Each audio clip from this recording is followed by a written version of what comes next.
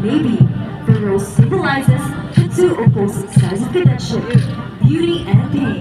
Behind the calculated meticulous movement, Hindi ko makita eh. they sacrifice Nakuha for the ko ga? perfection of their craft, transformation and deeper Parang sala. from the Leonero class of 2024 Magilid lang lang ng ano sa pera.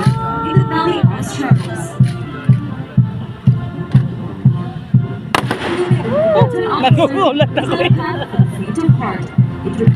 Tama ka ang aking kuha. Asa nagang aking ano? Katabi na rin lalaki. Naduduling ako eh. Naduduling ako, nawawala yung aking. Kaya hindi ako nagbibideo eh. Hindi makikita ni na Herme. Gusto panoorin ito ni Alin pagkatapos. Sige, video mo. Pinapanood niya. Hindi ko kinuha ang cellphone ko. Meron na, marami akong ano. Hindi ka tuloy niyo. Ayun o, nandun sa may kaulihan. Oo. In the history of New Zealand,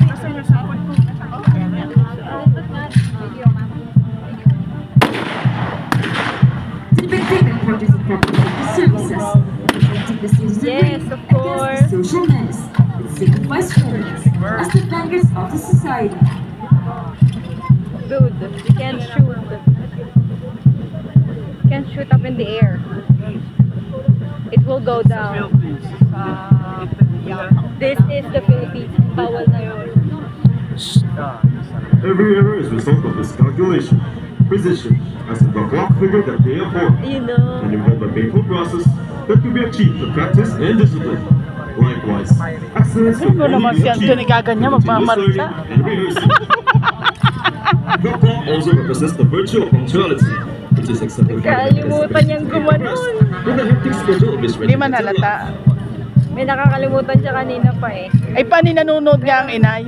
Pero hindi naman niya inaanuhan. Kinakabahan daw siya, nakita niya ang inay. Parang yun din yung kanilang inano nung tayo pumunta ng ano. Hindi yan. Hindi yan ang kanilang ginawa natin.